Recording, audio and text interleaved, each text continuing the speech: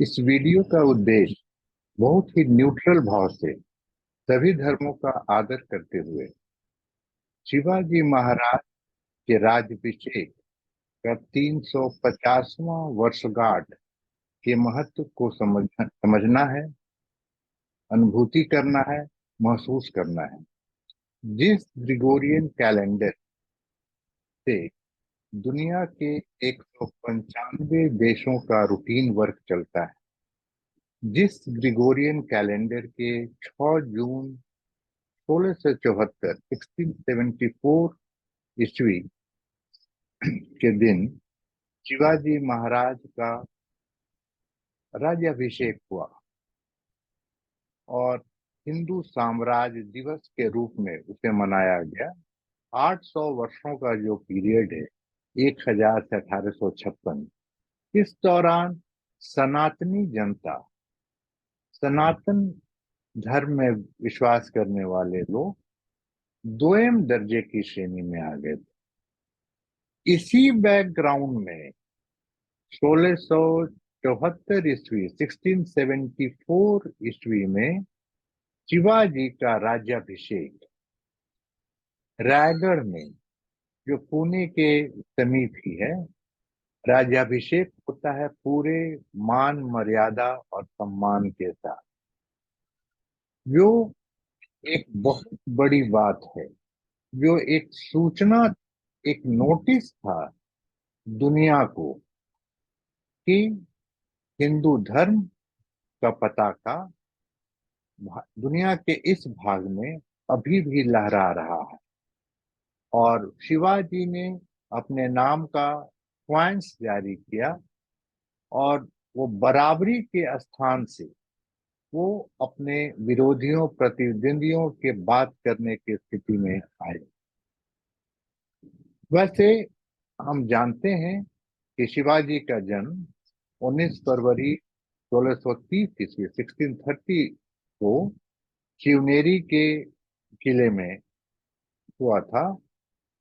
पिता शाहजी राजे भोसले एक शक्तिशाली सामंत राजा थे।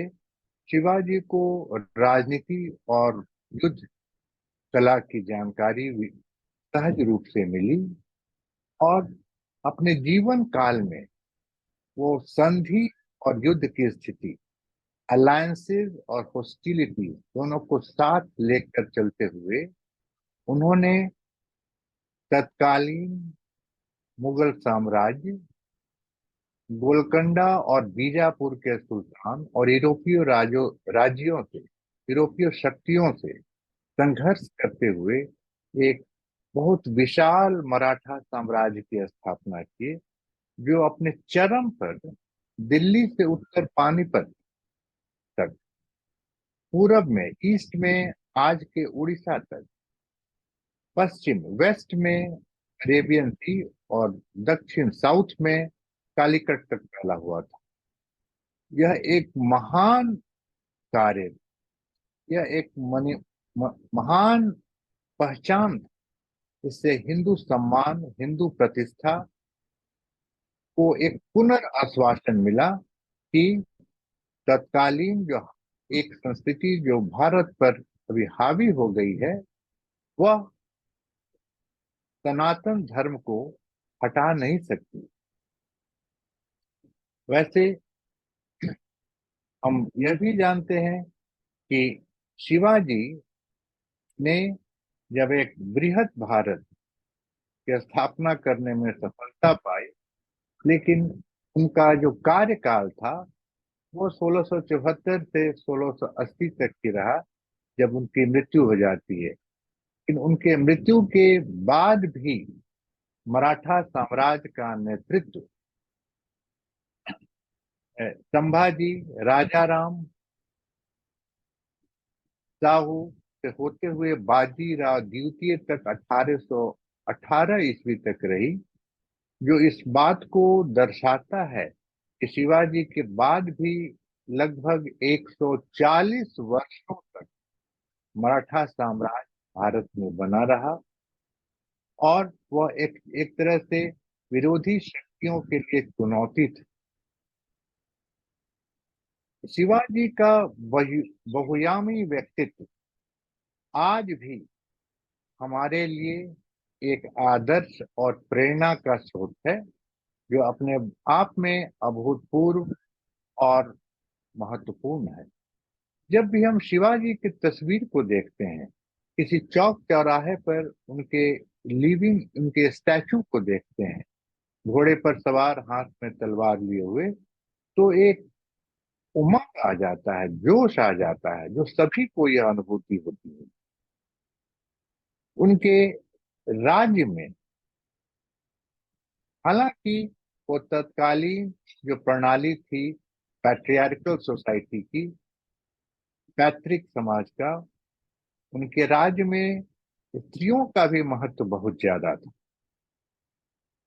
स्त्रियों को एक उच्चतम स्थान था और सभी नागरिकों का सम्मान था।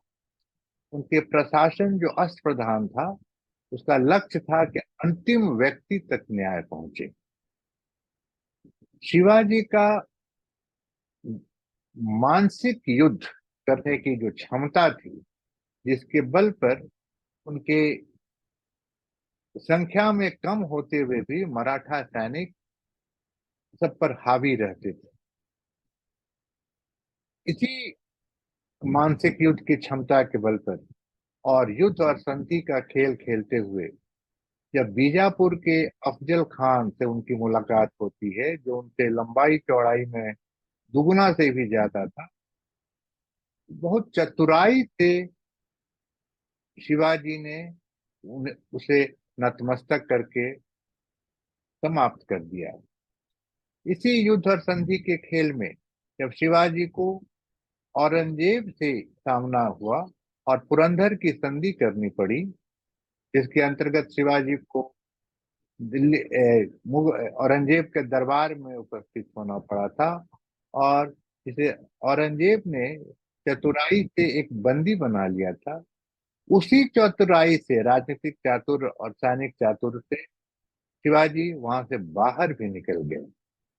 शिवाजी को यह पता था कि शतरंज के घोड़े के चाल की तरह, कि कब पीछे हटा जाए, कब आगे बढ़ा जाए। और इस खेल को जो वह जानता है कि कब पीछे हटे, कब आगे बढ़े, वही इस युद्ध खेल का सिकंदर कहलाता है। तो शिवाजी थे, और उनके इस चतुराई को, इस राजनीतिक और सैनिक चातुर्य के बल पर उन्होंने जो युद्ध नीति अपनाई, जिसे गोरिल्ला युद्ध कहा गया, और उसे वेस्टर्न हिस्टोरियन ने उन्हें माउंटेन रैट की संज्ञा दी, जिसे हम एक पॉजिटिव रूप में लेते हैं। और इस तरह हम देखते हैं कि शिवाजी महाराज ने केवल अपने समय में ही नहीं, भविष्य के भारत के लिए भी एक संकेत दिया। जब वो उनके सेनानियों में मुस्लिम भी थे और सभी धर्मों का वो उसमें मिलन था, तो हम देखते हैं कि उन्हीं के समय से सबका साथ और सबका विकास का एक नारा दिखाई देता है। बहुत से हिस्टोरियंस शिवाजी को इस रूप में पेश किए हैं कि वो हिंदू धर्म के विकास के लिए युद्ध करते थे।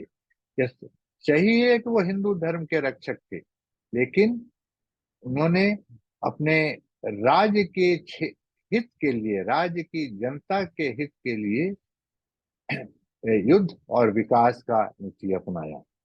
उनका बहुआयामी व्यक्तित्व, उनमें नेतृत्व की उनकी कुशल नेतृत्व, प्रबंधन की क्षमता, दूरदर्शिता और राजनीतिक चातुर्य हमारे आज भी आदरणीय है। और बाल गंगाधर तिलक को हमेशा ही राष्ट्रीय आंदोलन में भी शिवाजी जन्मोत्सव मनाया करते थे। जय शिवाजी, जय भारत, भारत माता की जय।